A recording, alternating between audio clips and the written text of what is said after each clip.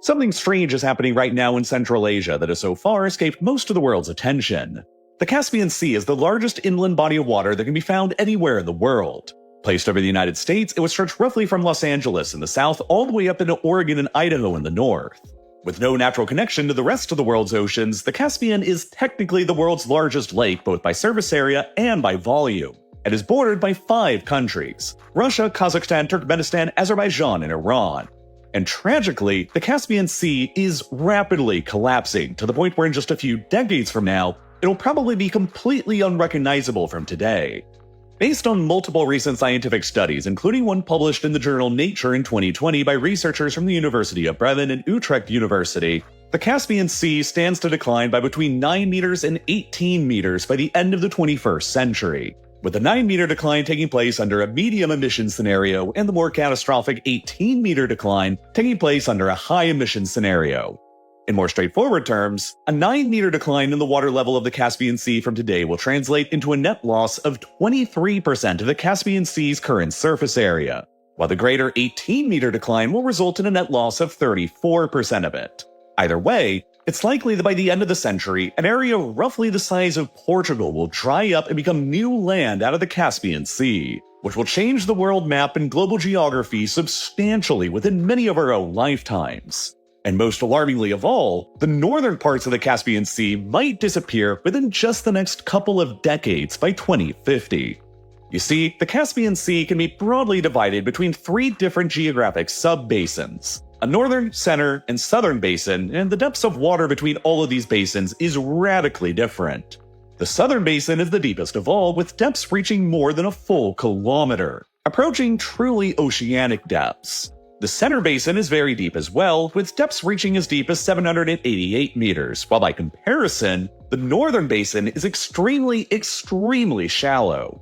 The northern basin only has a mean depth of just 5 meters, and so despite making up roughly 1/3 of the Caspian Sea's total surface area, the northern basin only accounts for about 1% of the sea's total water volume, since it's so insanely shallow by comparison. As a result, the declining sea levels within the Caspian will overwhelmingly negatively affect the northern basin of the Caspian Sea first, bordering Kazakhstan and Russia, along with the shallow Kara-Bogaz Gull Inlet that's fully enclosed within Turkmenistan. Even under the 9-meter sea level loss scenario, which might happen by 2050, most of the shallower northern Caspian Sea will be lost, while even greater losses will happen all around the sea under the 18-meter loss scenario. Interestingly, the projected loss of sea level within the Caspian across the 21st century will be the opposite of the projected gains in sea level happening across the rest of the world's oceans. And it's appearing to be a hauntingly similar scenario to what happened to the nearby Aral Sea last century, which itself used to be the 3rd largest lake in the world before Soviet-era mismanagement led to its nearly complete and irreversible collapse by the early 2000s. The larger Caspian Sea might now be heading in a disturbingly similar direction, and there are many reasons why. First of all, it's important to note that the Caspian Sea has experienced a very long previous history of both rapid decline and rapid growth. Over the past 40,000 years, the Caspian Sea's surface area has routinely expanded and contracted again with the climate, like during the last glacial period when cooler temperatures resulted in a much lower evaporation rate. But as the world warmed and the Eurasian glaciers melted, depriving the Caspian of a major water source, it shifted more or less into its current form at the start of recorded human history. Even afterwards, though, the Caspian would experience huge shifts in water levels of between 7 and 10 meters in growth or decline over a century or longer periods. And by the start of the 20th century, we began having highly reliable scientific data to actually go off of. Collected by researchers from across the Caspian Sea region and published in a study to Nature in 2025, measurements of the Caspian Sea's water level since 1900 show an interesting pattern. Because the Caspian Sea is very low beneath the global mean sea level, the measurements on the x-axis here are indexed against global mean sea level, which is why they're all negative. In other words, at the start of the 20th century, the Caspian sea level was approximately negative 25.8 meters below global mean sea level. It then decreased by around 2 meters over decades until it stabilized in the 1950s and 60s, before it then began to decrease rapidly again across the 1970s, reaching its lowest ever point in the past century in 1977 at negative 29 meters. Subsequent interventions by the Soviet Union and a shifting climate actually managed to curb the trend, and the Caspian then regained about 2 meters of water level over the next couple of decades by 1995. But since then, the Caspian has returned back to a near constant 3-decade-long downward trend again, as measured by NASA's satellite data seen here in the shallow northeastern corner of the sea by Kazakhstan. Since 1996, the Caspian Sea has declined back to negative 28 meters below the global mean sea level, nearly as low as the lowest it got in the late 1970s. In other words, since the 1990s, the Caspian has already lost approximately 23,858 square kilometers of its surface area, almost all of which was lost in the shallow northeastern sector of the sea. And the reasons why it's been shrinking again in our modern era are rather straightforward. You see, as a fully enclosed, landlocked sea, the Caspian Sea's water level is defined by the balance between 3 interconnected factors: water inflow rates through rivers, water inflow rates through precipitation, and water outflow rates through evaporation. Approximately 130 rivers flow into the Caspian Sea, which provide it with incoming fresh water, but the vast majority of it all just comes through a single one of them, the Volga. The Volga is the longest river in Europe, and with its delta in the northern Caspian, more than 80% of the water inflow to the Caspian through rivers comes through it alone. However, the amount of water reaching the Caspian through the Volga has been in a state of steady decline for decades now.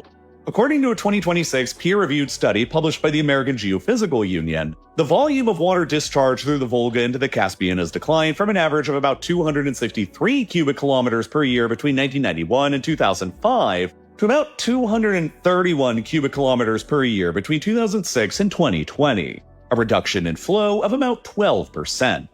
There's been a lot of speculation and accusations that this decline is the fault of Soviet and Russian construction of dams along the Volga. But the problem with that line of reasoning is that no additional dams have been built along the Volga since the 1980s. While the same study I just mentioned also concluded that the decline in the Volga's flow can be attributed entirely to a decline in precipitation alone. Regardless of the cause, the primary source of river inflow into the Caspian Sea has become increasingly restricted since the mid-1990s, at the same time as climate change is also increasing evaporation within the sea itself as well. Between 1979 and 2015, the average annual surface air temperature over the Caspian measurably increased by around 1 degree Celsius, which has substantially increased the rate of evaporation that's happening within the Caspian. In fact, the same 2026 study published by the American Geophysical Union concluded that as much as 40% of the Caspian Sea's water volume lost since 2000 can be attributed to this increase in evaporation rate alone, while most of the remaining loss can be attributed to the reduction in river inflow through the Volga and other rivers. Thus, if the world continues warming through the 21st century, which is likely, the evaporation rate will likely continue increasing, while the inflow rates through rivers will also likely continue decreasing. And that's why the Caspian Sea is projected to decline by somewhere between 9 and 18 meters by the end of the century, depending on whether or not we end up in a medium or a high emission scenario. And the various implications of that decline over the next few decades are going to be very bad for everyone who lives around the sea. The almost complete loss of the northern basin of the Caspian Sea will result in enormous environmental and ecological damage. The Caspian Sea serves as a habitat for hundreds of endemic and migratory species that could face cascading pressures towards extinction. The shallower waters in the north of the Caspian serve as a breeding and spawning grounds for many of the sea's fish species, including the endangered sturgeons that made up the backbone of the caviar industries in both Iran and Russia. The loss of those shallower waters will therefore put even further extinctionary pressures on the Caspian sturgeon population. While it'll be very bad news for the Caspian Sea's most famous endemic animal as well, the Caspian seal. Already classified as endangered, the Caspian seal only exists within the Caspian Sea. During the winter season, the shallower northern reaches of the Caspian Sea will freeze over with ice, which the Caspian seals always gather at and use for their breeding and pupping grounds. However, even with the lower 9-meter projected decline in the Caspian sea level, virtually all of this annual winter sea ice cover will become lost. And there's no obvious way that the Caspian seal would be able to adapt and survive afterwards with this complete collapse of their breeding grounds. And if all that weren't bad enough, the economic consequences of the shrinking sea will be devastating as well. The Caspian Sea is a major component of the global oil and gas industry, Roughly 3% of the world's oil reserves and 4% of the world's natural gas reserves exist within and around the sea, while most of the major oil fields exist in the northern basin nearby to Kazakhstan, including the offshore Kashagan field, the single largest oil field discovered anywhere in the world in the past 30 years. Tens of billions of dollars from Kazakhstan and various foreign oil companies have been invested into developing and exploiting the Kashagan field with offshore infrastructure since it was discovered in 2000. All of the oil production at Kashagan currently relies on this offshore infrastructure and ship-based logistics since it's currently, surrounded by water. But in the event of even a 9-meter reduction in the Caspian Sea levels, Kashagan will become completely landlocked, which might make the entire project obsolete and devastate Kazakhstan's economy. Additionally, the retreating sea will make docking for ships increasingly difficult in critical northeastern Caspian Sea ports like Aktau and Kuryuk in Kazakhstan, and Astrakhan and Makhachkala in Russia that will find themselves ever further away from the new shoreline. Based on data collected by yet another scientific study published in Nature in April of 2025, more than a third of all the measured industrial infrastructure facilities around the Caspian, including oil refineries, gas processing plants, and ports, will find themselves more than 5 kilometers away from the Caspian's new shoreline from where they are today by the end of the century. Azerbaijan's largest city and capital, Baku, could find itself more than a kilometer away from the new shoreline from where it is today. Turkmenbashi in Turkmenistan could end up about 16 kilometers away from the new sea, while Lagan in Russia could wind up more than 120 kilometers away from the new coastline.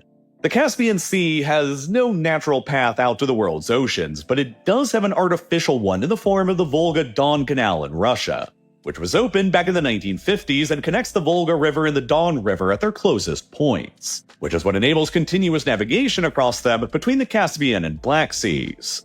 This route enables countries around the Caspian that would otherwise be landlocked, like Azerbaijan, Turkmenistan, and Kazakhstan, their only meaningful access to the global ocean and global maritime trade. However, a collapse in the water levels of the Caspian Sea will inevitably result in the lowering of water levels within the Volga River as well. That means that ships moving through the Volga and through the Volga-Don Canal will have to become smaller, which will critically compromise both maritime trade and naval access for Caspian Sea states like Azerbaijan, Turkmenistan, and Kazakhstan. If all of this comes to pass, it'll also have critical implications for the so-called Middle Corridor, the emerging major trade route between China and Europe that bypasses major Western geopolitical foes like Russia and Iran by running across the Caspian. In order for the Middle Corridor to properly function, goods from China cross Kazakhstan by rail to the port of Aktau, where they board cargo vessels for transit across the Caspian to Baku in Azerbaijan, where they continue onwards on rail towards Europe. But with the sea receding away from both Aktau and Baku in the more severe projections, it's unclear how viable this route may actually be in the long term when compared to the alternative routes going through Russia in the north or through Iran in the south. Going in the other direction from north to south, it's also almost certain that the great reduction in the Caspian Sea level in the north will hinder trade between Iran and Russia too. And the transformation of the surface area of the Caspian will also have major geopolitical and border ramifications as well. The baseline of the sea, what determines the territorial scope of maritime boundaries, will drastically change with the declining sea levels, which will result in a shifting of maritime borders across the sea that will have to become negotiated between all 5 of the states that surround it.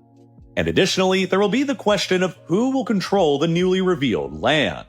By the end of the 21st century, there could be an amount of dried up land in the Caspian equivalent to the size of Portugal, but virtually all of that land will likely be mostly useless.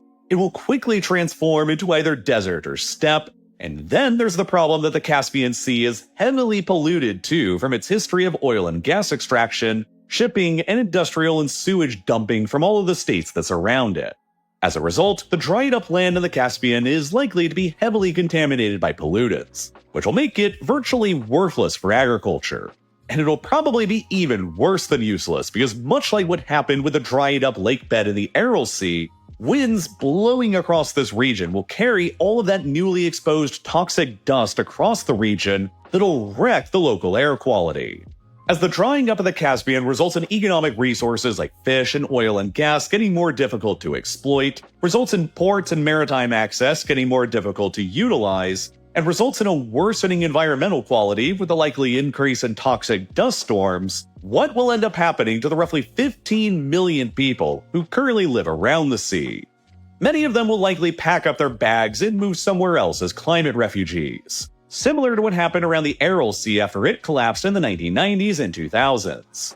And again, even if humanity is successful at curbing our global emissions, many of the worst consequences, including the 9-meter sea level decline within the Caspian, is still likely inevitable no matter what happens. Which means that nearly a quarter of the sea will likely not exist within only a couple of decades from now. All we can do is to try and curb our emissions to save the sea from its even more catastrophic scenario of an 18-meter decline or 34% surface area decline by 2100. And only time will tell if we manage to be successful with that or not. Over the past few months, the Caspian Sea has also emerged as a major front in both the Russia-Ukraine war and the US-Iran war. Iran has sent drones and arms to Russia aboard ships transiting across the Caspian. And after the US Navy began blockading Iran's oceanic access, the Caspian became the critical logistics lifeline for Iran since they could at least continue trading with Russia across it. During my research for videos that concern these wars, it always becomes clear that the mainstream news's portrayal of what's going on are often pretty skewed and incomplete. There's always an enormous, overwhelming amount of coverage of conflicts like Iran, but in the fog of war and rampant propaganda coming from both sides, it's always hard to know what's legitimately useful information versus incomplete. Welcome to another Mystery Minute. Can you solve this magic?